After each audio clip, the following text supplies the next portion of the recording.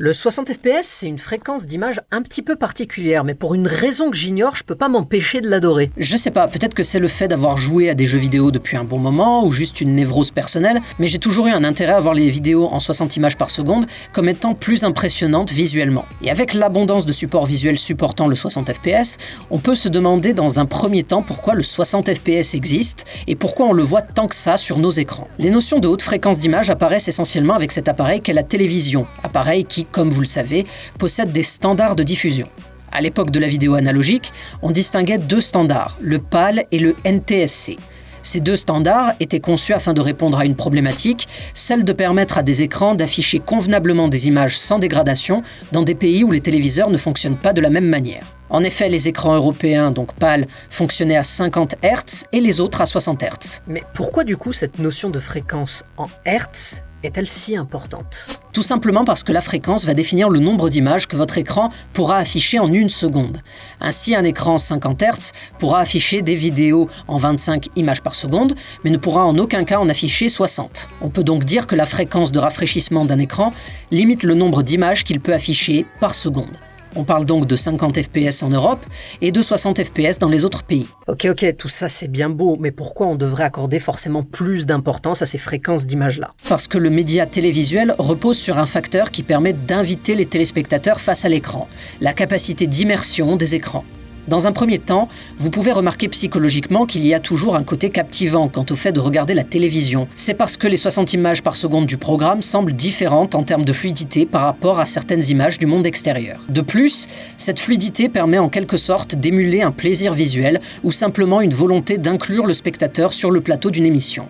C'est en quelque sorte un gimmick. Mais c'est également parce que des séquences à 50 et 60 images par seconde sont faites pour avoir une fluidité maximale et ce, quel que soit l'écran que vous choisissez. C'est une fréquence d'image adaptative qui permet de regarder une séquence vidéo, quelle que soit la disposition technique de ce dernier. Et dans l'époque actuelle où la 4K s'est démocratisée, le 60 images par seconde est le format qui préserve le plus les détails de l'image, tout simplement en éliminant le flou de mouvement dont on parlera dans la suite de cette vidéo. Du coup, répondons à la question de cette vidéo.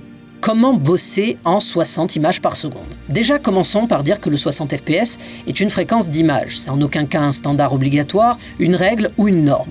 Dans vos créations vidéo, gardez à l'esprit que le support visuel doit s'accorder avec l'intention ou le message que vous retransmettez à l'écran. Si ce que vous recherchez c'est un look cinématographique dans vos vidéos, la fréquence d'image à 60 images par seconde ou à 50 images par seconde n'est probablement pas un bon choix. Tout simplement parce que le flou de mouvement, qui relève peut-être d'une intention de réalisation ou qui permet tout simplement de réaliser des effets spéciaux, disparaît et il fait perdre toute sensation de mouvement intense à l'histoire. Au cinéma, le flou de mouvement raconte quelque chose.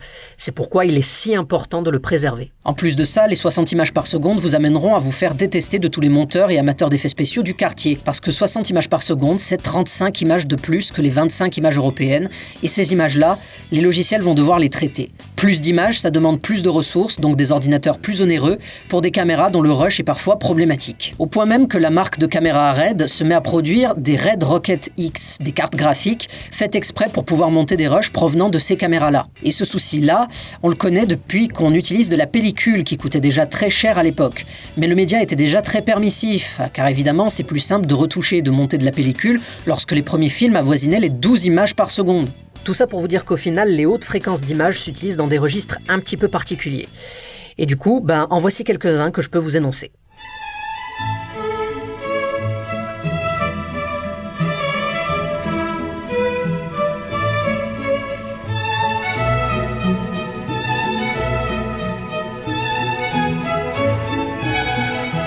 Dans un premier temps, il est évident que des rushs à 60 images par seconde ramenés à 25 images par seconde ralentissent ce rush jusqu'à 2,4 fois. Ce qui permet de réaliser des slow motion qui sont plus que convenables pour de la vidéo amateur. Vous noterez que dans la majorité des caméras grand public, il existe un mode 60 images par seconde pouvant ou non être disponible selon les capacités techniques de vos appareils et dégradant ou non la résolution. Certaines caméras sont même équipées de mode slow motion intégré, proposant une fréquence d'image plus grande au détriment de la résolution maximale de vos rushs. D'ailleurs, petite anecdote marrante, ma première caméra Full HD, la Sanyo Xacti FH1, était équipée d'un mode slow motion à 240 images par seconde, mais avec une résolution... Enfin, vous voyez l'idée.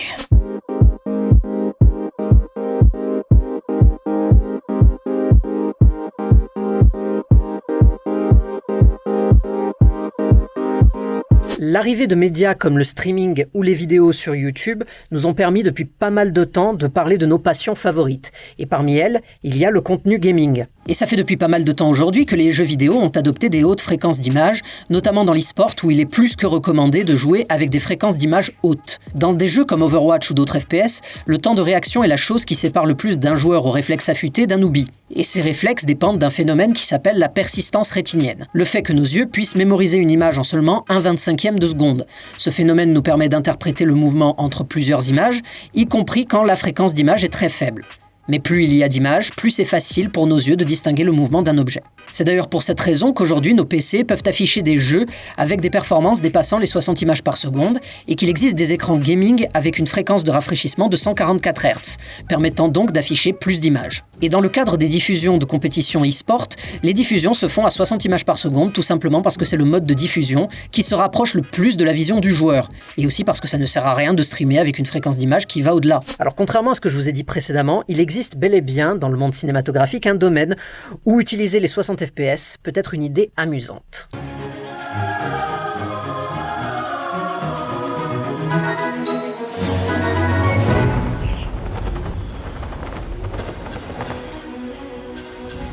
Dans un sens plus global, les hautes fréquences d'image décomposent beaucoup plus le mouvement, ce qui donne à chaque séquence un orgasme pour nos rétines. Plus de détails, c'est plus de pixels nets à l'écran, donc plus de piqués. Ajoutez à ça une haute résolution et une haute fréquence d'image, et vous vous retrouvez avec une image claire et immersive. Lorsque l'on applique ce principe à l'animation, on se retrouve du coup à créer des images artificiellement, et on peut tomber sur des raccourcis assez intéressants.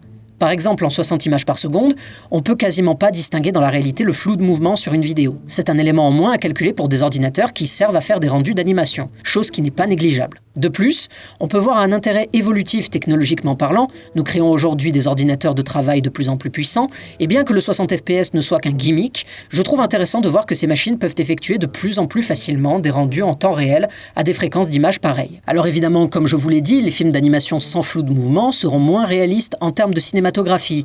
Mais au fond, est-ce que l'on ne regarde pas des films d'animation en partie pour s'évader des concepts physiques de notre réalité ? Si c'est le cas, alors pourquoi ne pas tenter de l'animation dans une fréquence d'image différente ? Chers artistes, à vous d'expérimenter. La raison pour laquelle je fais cette vidéo, c'est tout simplement parce que comme à chaque innovation technique qui existe dans le milieu de la vidéo, il y a à chaque fois des adeptes et des détracteurs. Comme un peu tout ce qui existe dans la vie d'ailleurs. Et beaucoup de personnes ont tendance à délaisser les hautes fréquences d'image. Mais je pense que c'est toujours bon de se rappeler que ce genre d'outils existe. Dans une ère où la communication doit avoir un sens, il est important d'accorder l'ensemble des outils à notre disposition afin de créer un travail qui s'adapte à la fois à son support, mais aussi au spectateur. Et en soi, c'est pour ça qu'on continue de faire des recherches au niveau de la résolution des écrans, des capteurs d'appareils, des caméras grande vitesse ou des accessoires pour pouvoir continuer à repousser les limites d'un média déjà existant. Et c'est, je pense, pour ça que j'aime autant la vidéo, parce que l'ensemble de ces technologies continue d'impressionner un public qui sera émerveillé par un outil qui l'attire. C'est selon moi ce qui fait de la vidéo un média sans limite.